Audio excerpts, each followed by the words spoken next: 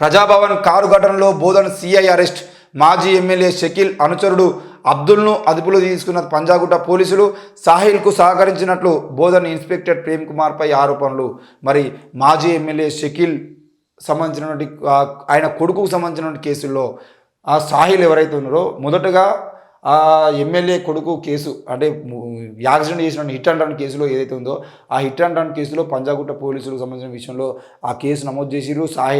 సాహిల్ పేరు పెట్టిన తర్వాత లేదు అని చెప్పేసి వాళ్ళ ఇంట్లో పనిచేసేటువంటి ఒక ముస్లిం అబ్బాయిని తీసుకొచ్చి నేనే డ్రైవింగ్ చేసినా అప్పుడు సాహిల్ కారులో లేడు అని చెప్పేసి సాక్ష్యం చెప్పించి అప్పుడు ఎమ్మెల్యే షకీల్ తనకు బీఆర్ఎస్ ప్రభుత్వం అండగా ఉందని చెప్పేసి మొత్తానికి అయితే అప్పుడు ఉన్నటువంటి అధికారులు తెలిసినటువంటి అధికారులను పట్టుకొని ఏదో ఒకటి చేసి వాళ్ళ కొడుకును బయటపడేటువంటి ప్రయత్నం చేసిన తర్వాత పార్టీ మారింది, అధికారులు మారిన తర్వాత మళ్ళీ ఆ కేసును బయట తీసేదంటే అందులో పంజాగుట్ట సిఐ కూడా సస్పెండ్ కావడం జరిగింది. మరి ఇప్పుడు బోధన్ సిఐ కూడా ఈ విషయంలో ఆ మాజీ ఎమ్మెల్యే షకీల్కు సంబంధించిన విషయంలో బోధన్ సిఐ కూడా ప్రధాన పాత్ర పోషించాడు అని చెప్పేసి ఆయన కూడా సస్పెండ్ చేయడం జరిగింది. మొత్తానికి అయితే ఇక్కడ అధికారులను బలి చేసే ప్రయత్నం ప్రభుత్వాలు చేయొద్దు.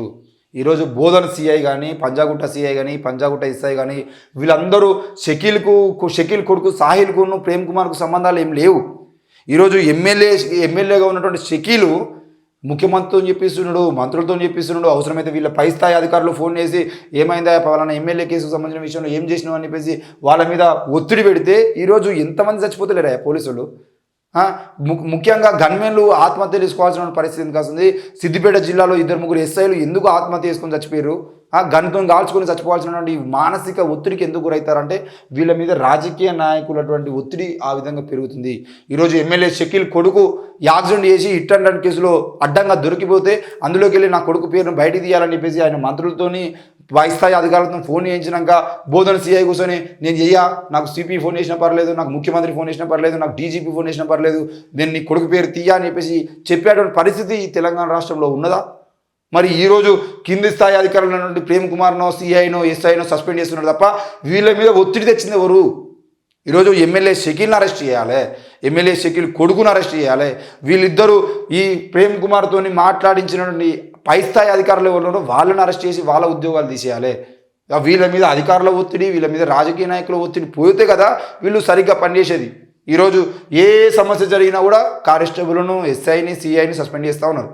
ఈరోజు లాస్ట్ టైం ఎల్బీ నగర్ మహిళ మీద లాఠీచార్జ్ చేసినప్పుడు కూడా ఆ విషయం దేశవ్యాప్తంగా రాష్ట్ర వ్యాప్తంగా ఈ అమ్మాయి మీద మహిళ మీద దాడి చేసుడింది, లాఠీచార్జ్ చేసుడింది, 3rd డిగ్రీ చేయడం ఏందని చెప్పేసి పెద్ద ఎత్తున గొడవ జరిగిన తర్వాత అలా ఆ రోజు నైట్ ఉన్నటువంటి అధికారులు ఎవరైతే వాళ్ళందరినీ సస్పెండ్ చేసినారు. ఓ మహిళా కానిస్టేబుల్ను ఏఎస్ఐని వీళ్ళందరినీ సస్పెండ్ చేశారు.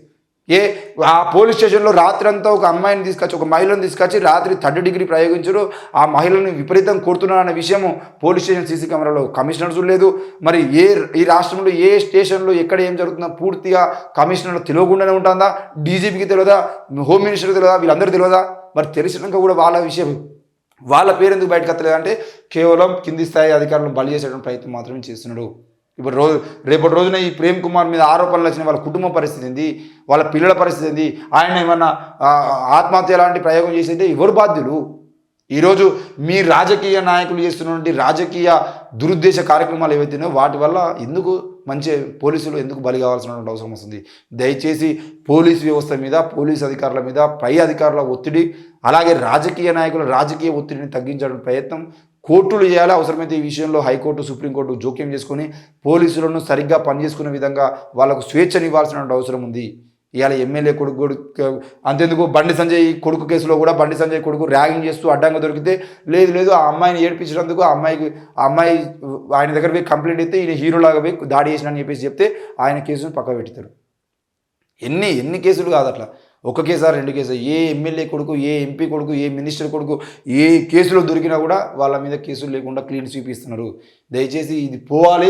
మరి ఒకవేళ అది తప్పు అని తెలిసిన తర్వాత మళ్ళీ అధికారుల మీద ఒత్తిడి చేసి పెట్టినటువంటి కేసులు ఏవైతున్నాయో వాటి మీద అధికారులను సస్పెండ్ చేసేటువంటి ఆ ప్రజా పాలనకు సంబంధించిన విషయంలో అటువంటి జరగకుండా చూసుకోవాల్సిన బాధ్యత మాత్రం మరి ఇప్పుడున్న కొత్త ప్రభుత్వం జరగాలని చెప్పేసి మేము కోరుతా ఉన్నాం.